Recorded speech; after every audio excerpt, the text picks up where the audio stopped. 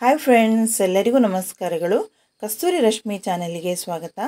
ನಾನು ಮನೆಯಲ್ಲಿ ಇರುವ ಶ್ರೀಮತಿಯರಿಗೆ ಉಪಯುಕ್ತವಾಗುವಂಥ ಕೆಲವೊಂದು ಟಿಪ್ಸನ್ನು ಇವತ್ತು ಶೇರ್ ಮಾಡ್ತಾ ಇದ್ದೀನಿ. ಇಲ್ಲಿ ನಾನು ಒಂದು ಲೋಟದಲ್ಲಿ ತೆಂಗಿನಕಾಯಿ ನೀರನ್ನು ತಗೊಂಡಿದ್ದೀನಿ.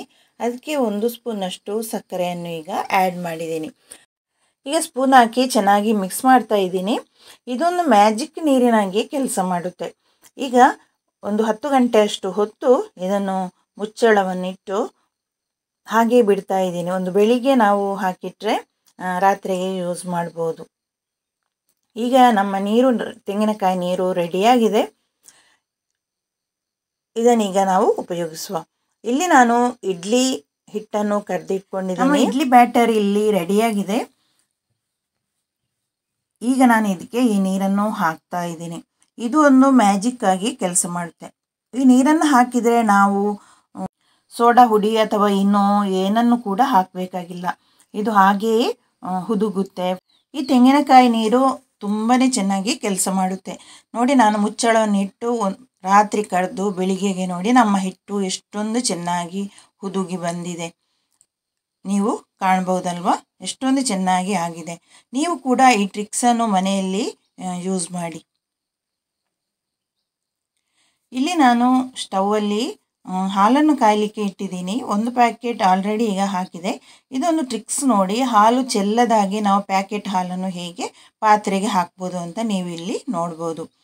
ನಾನು ಯಾವ ಟ್ರಿಕ್ಕನ್ನು ಉಪಯೋಗಿಸ್ತಾ ಇದ್ದೀನಿ ಅಂತ ನೋಡಿ. ನಾನಿಲ್ಲಿ ಕತ್ತರಿಯನ್ನು ತಗೊಂಡಿದ್ದೀನಿ. ಕತ್ತರಿಯನ್ನು ತಗೊಂಡು ಅದರ ಮೇಲೆ ಹೀಗೆ ಇಟ್ಕೊಂಡು ಈ ರೀತಿಯಾಗಿ ನಾವು ಪ್ಯಾಕೆಟನ್ನು ಕಟ್ ಮಾಡಬೇಕು. ಆವಾಗ ನೋಡಿ, ಮೇಲಿನಿಂದ ಕೈಯನ್ನು ಹಿಡ್ಕೊಂಡು ನಾವು ಹಾಲನ್ನು ಹಾಕಬೇಕು. ನೋಡಿ, ಹಾಲು ಚೆಲ್ಲುವುದು ಕೂಡ ಇಲ್ಲ. ತುಂಬಾ ಈಸಿಯಾಗಿ ನೋಡಿ ನಾವು ಹೀಗೆ ಹಿಡ್ಕೊಂಡು ಹಾಲನ್ನು ಹಾಕ್ಬೋದು.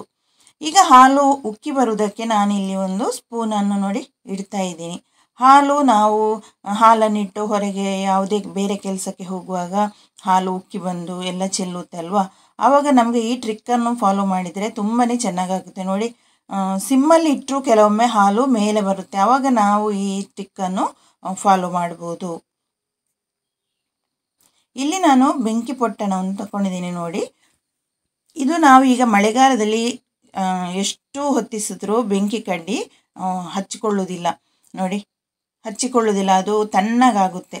ಅದಕ್ಕೆ ನಾನು ಇವತ್ತೊಂದು ಟ್ರಿಕ್ಕನ್ನು ನಾನು ಯೂಸ್ ಮಾಡ್ತಾ ಇದ್ದೀನಿ. ನೋಡಿ, ನಾನಿಲ್ಲಿ ಗ್ಯಾಸ್ ಸ್ಟವನ್ನು ಹೊತ್ತಿಸ್ಕೊಂಡಿದ್ದೀನಿ. ಅದಕ್ಕೆ ಈಗ ಬೆಂಕಿ ಪೊಟ್ಟಣವನ್ನು ಹೀಗೆ ಮೇಲಿನಿಂದ ಇಡ್ತಾ ಇದ್ದೀನಿ. ಸ್ವಲ್ಪ ಬಿಸಿ ಮಾಡ್ತಾ ಇದ್ದೀನಿ. ಆವಾಗ ಅದು ಮಳೆಗಾಲಕ್ಕೆ ತಣ್ಣಗೆ ಆಗಿದರೆ ಅದು ಸರಿಯಾಗುತ್ತೆ. ಬೆಂಕಿ ಚೆನ್ನಾಗಿ ಹಿಡ್ಕೊಳ್ಳುತ್ತೆ. ಕೆಲವೊಮ್ಮೆ ನಮಗೆ ಗೀರಿ ಸಾಕಾಗಿ ಹೋಗುತ್ತೆ. ಈ ಟ್ರಿಕ್ಕನ್ನು ನೀವು ಯೂಸ್ ಮಾಡ್ಬೋದು. ನೋಡಿ, ಎಷ್ಟೊಂದು ಚೆನ್ನಾಗಿ ಈಗ ಹೊತ್ಕೊಂಡಿದ್ದು ನೋಡಿ. ಇಲ್ಲಿ ನಾನು ಮನೆಯ ಸಾಮಾನಿನ ಒಂದು ಕಟ್ಟನ್ನು ಬಿಚ್ಚುತ್ತಾ ಇದ್ದೀನಿ. ನೋಡಿ, ತುಂಬಾ ಗಟ್ಟಿಯಾಗಿ ಇದು ಕಟ್ಟ ಆಗಿದೆ. ಇದನ್ನು ಬಿಚ್ಚಲಿಕ್ಕೆ ತುಂಬಾ ಕಷ್ಟ ಉಂಟು. ಅಂಗಡಿಯಿಂದ ಹೀಗೆ ಮಾಡಿ ಕೊಡ್ತಾರಲ್ವ, ತುಂಬಾ ಗಟ್ಟಿಯಾಗಿ. ಅದನ್ನು ಎಷ್ಟು ಬಿಚ್ಚಿದರೂ ಆಗುವುದಿಲ್ಲ. ಆವಾಗ ನಾವು ಈ ರೀತಿಯಾಗಿ ಕತ್ತರಿಯನ್ನು ತಗೊಂಡು ಕಟ್ ಮಾಡ್ತೇವೆ, ಬಿಚ್ಚುವುದಿಲ್ಲ ಅಂತ. ನೋಡಿ, ಹೀಗೆ ಮಾಡಬಾರ್ದು. ನಾನೀಗ ಒಂದು ಈಸಿಯಾದ ಟ್ರಿಕ್ಕನ್ನು ನಿಮ್ಮ ಜೊತೆ ತೋರಿಸ್ತಾ ಇದ್ದೀನಿ. ನೋಡಿ, ಹೀಗೆ ನಾವು ಪ್ಲಾಸ್ಟಿಕ್ಕನ್ನು ಸಪೂರವಾಗಿ ಹೀಗೆ ಇದು ಮಾಡಿ ತಿರುಗಿಸಿ ಮೆಲ್ಲನೆ ಇದನ್ನು ತೆಗಿಬೇಕು. ನೋಡಿ, ಎಷ್ಟೊಂದು ಸುಲಭವಾಗಿ ಈ ಕಟ್ಟು ಬಿಚ್ಚಿತು. ನೋಡಿ, ಒಮ್ಮೆ ಈ ಟ್ರಿಕ್ಕನ್ನು ಯೂಸ್ ಮಾಡಿ ನೋಡಿ. ಇಲ್ಲಿ ನಾನು ಶುಂಠಿಯನ್ನು ತಗೊಂಡಿದ್ದೀನಿ. ನಮಗೆ ಕೆಲವು ಸಲ ಶುಂಠಿ ಎಲ್ಲ ತುಂಬಾ ಬೇಕಾಗುತ್ತೆ ಪದಾರ್ಥ, ನಾನ್ ವೆಜ್ ಮಾಡಲಿಕ್ಕೆ, ಯಾವುದಕ್ಕೂ ಕೂಡ ಶುಂಠಿ ಪೇಸ್ಟ್ ಮಾಡಲಿಕ್ಕೆ ಬೇಕಾಗುತ್ತೆ. ಅದಕ್ಕೆ ಈಗ ನಾನೊಂದು ಇಲ್ಲಿ ಟ್ರಿಕ್ಕನ್ನು, ಅದರ ಸಿಪ್ಪೆಯನ್ನು ತೆಗೆಯುವುದು ಹೇಗೆ ಅಂತ ನಿಮ್ಮ ಜೊತೆ ತೋರಿಸ್ತಾ ಇದ್ದೀನಿ. ನೋಡಿ, ಹೀಗೆ ಸ್ಪೂನಲ್ಲಿ ನಾವು ಬೇಗನೆ ಈ ಶುಂಠಿ ಸಿಪ್ಪೆಯನ್ನು ತೆಗಿಬೋದು. ನೋಡಿ, ಎಷ್ಟೊಂದು ಚೆನ್ನಾಗಿ ಸಿಪ್ಪೆ ಹೋಗ್ತಾ ಉಂಟು ಅಲ್ವಾ. ತುಂಬ ಚೆನ್ನಾಗಿ, ನಮಗೆ ಒಂದು ಕಷ್ಟ ಕೂಡ ಆಗುವುದಿಲ್ಲ. ಈಸಿಯಾಗಿ ಶುಂಠಿ ಸಿಪ್ಪೆಯನ್ನು ನಾವು ತೆಗಿಬೋದು. ಚೂರಿಯಲ್ಲಿ ತೆಗಿಲಿಕ್ಕೆ ಎಲ್ಲ ತುಂಬಾ ಹೊತ್ತಾಗುತ್ತೆ. ಆವಾಗ ನಾವು ಈ ಸ್ಪೂನನ್ನು ತಗೊಂಡು ಚೆನ್ನಾಗಿ ಸಿಪ್ಪೆಯನ್ನು ತೆಗಿಬೋದು.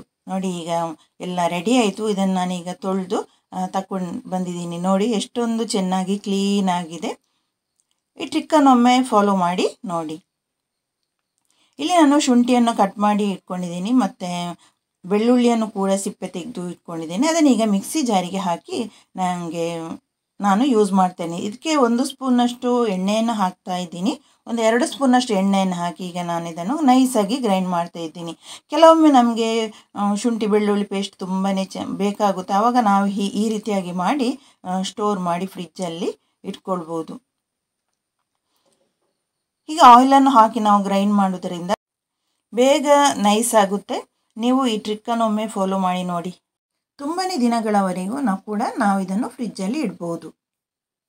ಫ್ರೆಂಡ್ಸ್, ಇವತ್ತು ನಾನು ತಿಳಿಸಿದಂತಹ ಟ್ರಿಕ್ಸ್ ನಿಮಗೆ ಇಷ್ಟ ಆಗಿದೆ ಅಂದ್ಕೊಳ್ತೀನಿ. ಇಷ್ಟ ಆದರೆ ಪ್ಲೀಸ್ ಲೈಕ್ ಮಾಡಿ, ಶೇರ್ ಮಾಡಿ ಮತ್ತು ಚಾನಲನ್ನು ಸಬ್ಸ್ಕ್ರೈಬ್ ಮಾಡಿ.